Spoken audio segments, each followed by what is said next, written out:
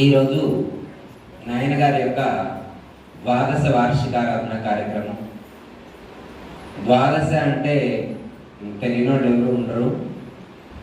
ఏనమ్మా? 11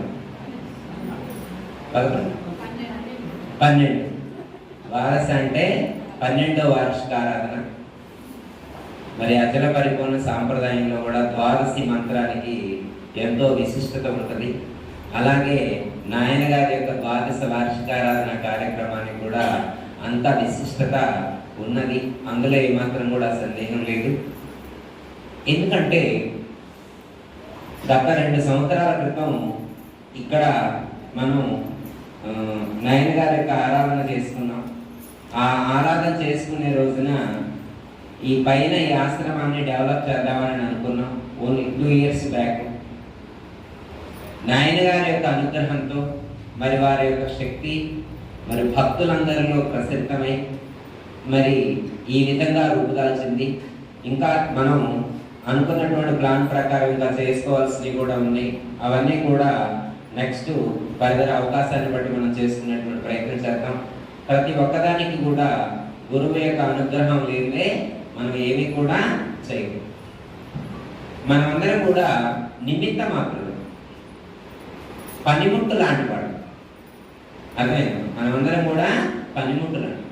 పనిముట్ట ఎలా ఉంటుందంటే గోడకి మేకు కొట్టాలనుకో, దేంతో కొడతాం? సుత్తి. ఎక్కడమో బాగా సుత్తి తీసుకొని కొడతాం. మరి సుత్తి తీసుకొని కొట్టేప్పుడు సుత్తి ఇలా కొట్టినప్పుడు ముందుకు పోవాలా వద్దా? ఇలా ముందుకు పోతేనే ఆ పనిముట్టుతో మనం పని చేయించగలం. అంతేనమ్మా? ఒక పనిముట్టుతో మనం పని చేయించాలంటే ఇలా సుత్తితో కొట్టినప్పుడు సుత్తి ముందుకు పోవాలన్నాడు. అది నేను పోను అని మొరాయించింది అనుకో, ఏం చేస్తాం? ఆ సుత్తిని పక్కన పెట్టి ఇంకో సుత్తి తీసుకుంటాం. అది కూడా మొరాయించింది అనుకో, ఏం చేస్తాం? ఇంకో సుత్తి తీసుకుంటాం. మనకి ఉపయోగపడేట్లుగా ఉపయోగపడే సుత్తి వచ్చినప్పుడు దాంతో పని చేయించుకుంటాం. అది ఉపయోగపడలేదనుకో పక్కన పడేస్తాం. మనకి సుత్తుల కరువా, పరమాత్మకు పనిముట్లు కరువా? అర్థమైంది? మనం పరమాత్మ యొక్క చేతిలో పనిముట్టులాగా, సేవకునిలాగా ఉండి వారి సేవ చేస్తూ ఆ సేవలో తరించేటువంటి ప్రయత్నం చేద్దాం.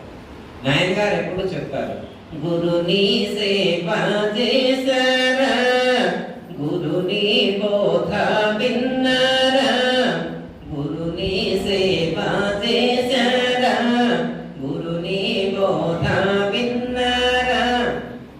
ఏమని చెప్పారంటే గురుని సేవ చేశారా అయితే ఓకే రండి బోధ వినండి. ఎందుకంటే ఎవరైతే గురు సేవ చేస్తారో వారు మాత్రమే బోధ వినడానికి అర్హులు. అదేంటండి మరి వచ్చిన వాళ్ళందరూ సేవ చేస్తారా అంటే అలా అని కాదు. ఎవరైతే గురు సేవ చేస్తారో గురు సేవ చేసినటువంటి వారికి మాత్రమే గురువు చెప్పేటువంటి బోధ అతుకుతుంది, వంట పట్టుద్ది. ఇప్పుడు మనం చాలా ఫంక్షన్లకు వెళ్తాం అనుకోమ్మా, తినేసి వస్తాం. తిన్న తర్వాత ఏమంటాం? డైజెస్ట్ అవ్వలేదు అంటాం. అరగలేదయ్యా, తినొచ్చా కానీ అక్కడ తింటే అరగలేదు. ఎందుకంటే తిన్నది అరగాల, తిన్నది డైజెస్ట్ అవ్వాల. ఎప్పుడు డైజెస్ట్ అవుతుంది? మనం సరిగ్గా తింటే డైజెస్ట్ అవుతుంది, సరిగ్గా తినకపోతే డైజెస్ట్ అవుతుంది. పెట్టే పదార్థంలో ఫాల్ట్ ఉన్నా ప్రాబ్లం ఉంటుంది, తినే మనలో ప్రాబ్లం ఉన్నా ఫాల్ట్ ఉంటుంది. గురుని సేవ ఎవరైతే చేస్తారో, గురు సేవ ఎవరైతే చేస్తారో వారికి మాత్రమే గురువు చెప్పేటువంటి బోధ వంట పట్టుద్ది. ఎందుకంటే గురువు చెప్పేటువంటి బోధ అందరూ వింటారు, కానీ విన్న వాళ్ళందరికీ కూడా ఆచరించాలనేటువంటి బుద్ధి పుట్టదు. వింటారు వదిలేస్తారు. ఎన్ని మీటింగులకైనా వస్తారు, మీటింగులు పెరుగుతుంటాయి కానీ ఆచరణ పెరగదు. ఎందుకు పెరగట్లేదు? సేవ చేయలేదు. సేవ చేయకపోతే అహంకారం నశించదు, అభిమానం నశించదు, మమకారం నశించదు, అజ్ఞానము నశించదు. ఎవరికైతే అజ్ఞానము, అహంకారము, మమకారము ఇవన్నీ పెనవేసుకొని ఉంటాయో వారు ఆధ్యాత్మిక రంగంలో ఒక్క అడుగు కూడా ముందుకు వేయలేదు. బొట్టు పెట్టుకోవచ్చు, విభూతి రేఖలు పెట్టుకోవచ్చు, కుంకం దిద్దుకోవచ్చు, కాషాయ వస్త్రాలు ధరించుకోవచ్చు, రుద్రాక్ష మాలలు వేసుకోవచ్చు, స్ఫటిక మాలలు వేసుకోవచ్చు, దేవాలయాల చుట్టూ ప్రదక్షిణ చేయొచ్చు, ఆశ్రమాల చుట్టూ తిరగవచ్చు, గురువుల వెంట తిరగవచ్చు. కానీ గుణం కుదరదు. ఎందుకు కుదరలేదు? గురి కుదరలేదు కాబట్టి. ఎవరికైతే గురి కుదరదో వాడికి గుణం కుదరదు. గురువు వాక్యమునందు విశ్వాసం ఉండాలి, గురు వాక్యమునందు నమ్మకం ఉండాలి. ఇందాక వెంకట్రామ పాట పాడిన ఎంత నచ్చిందో అన్నమాట ఆ పాట. ఎప్పుడు నేను కూడా అప్పుడప్పుడు చదువుకుంటుంటాను.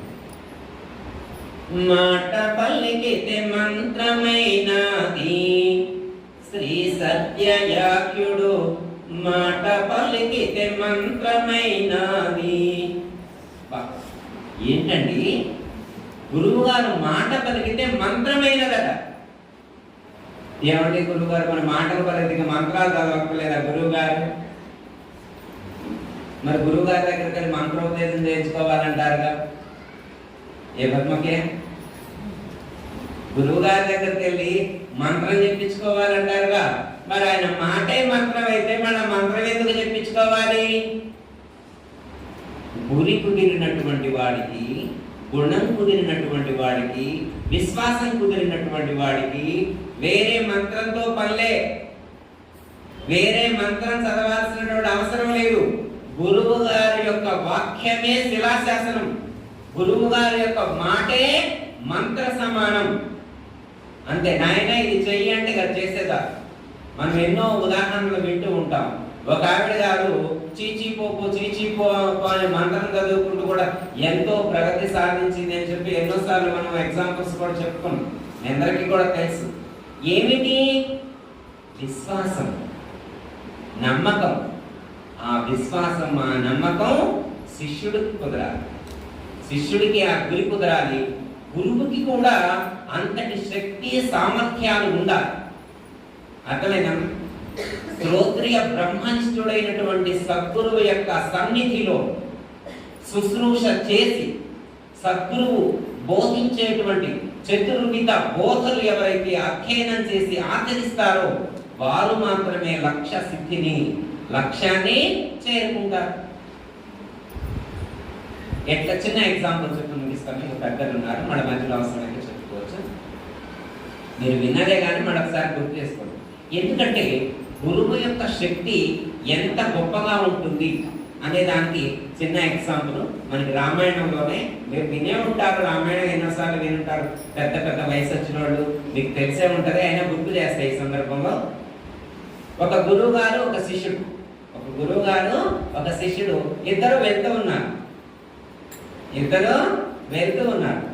వెళ్తూ ఉంటే గురువు గారు ఆగిపోయాడు. వెళ్తూ ఉంటే ఒక ఆయనకి 2000 రూపాయల కాగితం కనపడ్డది. ముందుకు వెళ్తామా? వెంటనే ఆగుతురా ఆగడా? ఒక ఆయన కేజీ బంగారం బిస్కెట్ కనపడ్డది. వెళ్తారా ముందుకి? ఎమ్మటే ఆగుతురా ఆగడా? అలాగే గురువు గారు శిష్యుడు వెళ్తూ ఉంటే సడన్ గురువు గారు ఆగింది. శిష్యుడు అనుకుంటూ గురువు గారికి ఏదో దొరికింది అనుకుంటా, అందుకే ఆగింది అనుకుంటా. జనరల్గా అంతే అనుకుంటారు కదా. ఏమైనా సూట్ కేసు కానీ ఏమైనా లంకి మీద ఏమైనా దొరికినాయా కనబడ్డాయంటే గురువు గారు సడన్ గా ఆగింది. సడన్ గా అయిన తర్వాత అది వస్తుంది. ఏముందంటే చెట్టు. గురువు గారు ఎన్ని వస్తుందో చెట్టుకెళ్ళి వస్తున్నారు. ఇదేంటి గురువు గారు ఉన్నట్టుండి చెట్టుకెళ్ళి వస్తుండో అనుకున్నాం. మనం కూడా అంతే అనుకుంటాము. అమ్మ సరే, కాసేపు అయిన తర్వాత తథాస్తు అన్నాడు. తథాస్తు అన్నాడు. ఎవరితోటి? చెట్టుతో. ఎవరు? గురువు గారు అనేసరికి ఈ శిష్యుడికి మరి ఇంకా ఆశ్చర్యమే. అసలే గురువు గారు ఈ మధ్య తిక్కగా ఉంటాడు. దానికి తోడు ఇక్కడ ఆగి చెట్టుకెళ్ళి చూసి తదాస్తాను. ఇదేంటి చెట్టుతోడు తదాస్తాడు అని చెప్పి గురువు గారు ఏంది మీరు తదాస్తాను దీవించారేంటి అన్నాడు. అంటే గురువు గారు ఏమి లేదయ్యా, ఆ చెట్టు చక్రవర్తి కావాలనుకుంటుంది, లోకాన్ని పరిపాలించాలనుకుంటుంది అన్నాడు. అందుకే తదాస్తన్నా. ఈయనకి ఇంకా ఆశ్చర్యం వేసింది. అసలు మనుషులే కోరికలు కోరుకొని గుళ్ళ చుట్టూ తిరుగుతున్నారు. గొడవ చుట్టూ, గురువుల చుట్టూ, ఆశ్రమాల చుట్టూ, సిద్ధాంతం చుట్టూ తిరుగుతున్నారు. ఎంత తిరిగినా కానీ ఒక్కడ కోరిక కూడా నెరవేరట్ల. పిల్లగాడు పెళ్లి కావట్లా, ఉద్యోగం రావట్లా, నానా తంటాలు పడుతున్నా కానీ కావట్ల. ఏనేదో చెట్టు తెలు చూసి తలాస్తాడు. ఆయన చెట్టు చక్రవర్తి కావాలనుకున్నాడు. అమ్మ అవుతా చక్రవర్తి అవుతా చెట్టు. శిష్యుడికి ఏమనిపిస్తుంది? మీరేనండి ఇట్లాంటి గురువు గారిని చూస్తే నిజమే తిక్కల గురువు గారు అనుకుంటామా అనుకోమా? సరే శిష్యుడు మరి పొద్దాకనంటే బాగోదని మనసులో అనుకున్నాడు. సరే గురువు గారికి ఈ మధ్యన ఏమన్నా మైండ్ సెట్ సరిగ్గా లేదేమో, సైకలాజికల్ ఇన్బ్యాలెన్స్ ఉందేమో అని చెప్పి మనసులో అనుకున్నాడు. గురువు గారి వెంట వెళ్తూ ఉన్నాడు. వెళ్ళిన తర్వాత 4 రోజులు ఆగిన తర్వాత ఇంకో కబురు వచ్చింది. 4 రోజులు ఆగిన తర్వాత ఇంకో కబురు వచ్చింది. శిష్యుడికి అందింది అనమాట. మొన్న తదాస్తు అన్నటువంటి చెట్టును కొట్టేశారంట. ఇక తదాస్తు గురువు గారు చెప్పినటువంటి చెట్టుని కొట్టేశారంట. కొట్టేసిన తర్వాత గురువు గారు మీరు చెప్పారు చెట్టు చక్రవర్తి అయితే అన్నారు, ఇప్పుడు దాన్ని కొట్టేశారు, ఇక పొయ్యిలో పెట్టుకుంటారులే అన్నాడు అనుకున్నాడు. ఇప్పుడు సంబరం ఉందన్నమాట. గురువు గారు అంటే అంత కేర్లెస్ అనమాట. గురువు గారన్నా, గురువు గారి మాట అన్నా అంత విలువ లేకుండా ఉందన్నమాట శిష్యుడు. మరి శిష్యుడు నమ్మకపోతే గురువు గారు ఏమైనా ఫీల్ అవుతారమ్మా? శిష్యుడు గురువు గారు నమ్మలేదు, గురువు గారు ఏమైనా ఫీల్ అవుతారా? ఆయనకి ఏమైనా తక్కువ? ఆయన స్థితిలో ఆయన ఎప్పుడూ ఆనందంగానే ఉన్నాడు. ఆయనకి ఏనాడు వెళ్తూ లేదు. శిష్యుడితో భజన చేసుకోవాలని ఆయన అసలు కోరుకోవాలి. చిక్కంతా శిష్యుడితో భజన చేసుకోవాలని అనుకునే గురువుకు ప్రాబ్లం, కానీ అసలు శిష్యుడితో సంబంధం లేని గురువుకి ఆయనకే ప్రాబ్లం. ఆయన ప్రశాంతంగా ఆనందం. అట్లా 15 రోజులైన తర్వాత శిష్యుడి చెవిలో పిడుగు లాంటి వార్త పడిందమ్మా. శిష్యుడి చెవిలో ఎలాంటి వార్త పడింది? గురువుగారు చెవిలో కాదమ్మా, శిష్యుడి చెవిలో పిడుగు లాంటి వార్త. వినమ్మా, అది ఎంత గొప్ప మాట. వర్డ్ మనం మీనింగ్ చేసుకోతున్నాడు. పిడుగు లాంటి వార్త ఏంటంటే, ఆ పాదుకలు ఉన్నాయి, ఆ చెట్టు ఉంది కదా, ఆ చెట్టు పడిపోయిన తర్వాత ఆ చెట్టులో ఉన్నటువంటి భాగంతో మంచి పాదుకలు తయారు చేశారు. ఏం చేశారు? మంచి పాదుకలు తయారు చేశారంట. ఆ పాదుకలు భరతుడు తీసుకువెళ్ళి శ్రీరామచంద్రమూర్తి యొక్క పాదాలకు తొడిగాడట. అర్థమైందమ్మా? ఆ పాదుకలను నెత్తి మీద పెట్టుకొని శ్రీరామనామ స్మరణ చేసుకుంటూ తీసుకొచ్చి సింహాసనం మీద పెట్టాడు. ఎక్కడ పెట్టాడు? అయోధ్యాపురి యొక్క సింహాసనం మీద పెట్టాడు. గురువు గారు దీవించినటువంటి పిచ్చి చెట్టు, ఆ చెట్టు నుండి వచ్చినటువంటి పాదుకలు 14 సంవత్సరాలు చక్రవర్తిగా పరిపాలన చేశాయి అయోధ్య రాజ్యాన్ని. వాక్కు ఎంత శక్తివంతమైందో మనం గుర్తు చేసుకోవచ్చు. అర్థమైందా? అలాంటి మహాశక్తివంతమైనటువంటి సద్గురువులు మన సద్గురువు అపారమైనటువంటి జ్ఞానాన్ని సంపాదించుకొని వారు ఆచరించి అందరితోటి ఆచరింప చేయటం కోసం వాళ్ళు ప్రయత్నం చేసుకుంటున్నారు. కాబట్టి ఆ మహాత్ములు చెప్పినటువంటి జ్ఞానాన్ని మనం శ్రద్ధగా విని ఆచరిస్తే మన యొక్క జన్మ ధన్యము, పూర్ణత అనేటువంటిది సిద్ధిస్తుంది. నాయన గారు ఇందాక చెప్పారు, వేదం, వేదాంతం, సిద్ధాంతం, పరిపూర్ణ సుబోధకం అంటే వాటి యొక్క క్రమపద్ధతి. ఆ యొక్క క్రమ పద్ధతిని గుర్తెరి మనం విచారణ చేసి ఆ స్థితిని మనం పొందితే మన యొక్క జన్మ సార్థకమవుతుంది. నాయన గారు ఈరోజు మన నాయన గారు శ్రీ శ్రీ శ్రీ దయానంద షేక్ బుర్హానుద్దీన్ సద్గురు ప్రభుల వారి ఈ యొక్క అపారమైనటువంటి జ్ఞాన సంపదను వారు సంపాదించుకొని మనందరికీ కూడా పంచిపెట్టారు. మరి వారు పొందినటువంటి, వారు నేర్చుకున్నటువంటి, వారు ఆచరించినటువంటి జ్ఞానాన్ని మనకు అందించారు. దాన్ని మనం ఆచరించేటువంటి ప్రయత్నం చేయాలి. విని వదిలిపెట్టకూడదు, విని వదిలిపెట్టకూడదు. నాయన గారు ఏ సందర్భంలో ఎప్పుడు ఏం చెప్పారో దాన్ని ప్రతి సందర్భంలో కూడా మనం గుర్తు చేసుకుంటూ మనం ప్రతి క్షణం కూడా వారి బాటలో నడిచినట్లయితే ఎలాంటి ఇబ్బందులు లేకుండా ప్రకృతి యొక్క అవరోధాలు లేకుండా లక్ష్యాన్ని చేరుకునేటువంటి అవకాశం మనకు ఏర్పడుతుంది, అలాంటి స్థితి కలుగుతుంది. కాబట్టి మేమందరం కూడా అలాంటి ఆచరణ చేసేటువంటి ప్రయత్నం చేయాలి.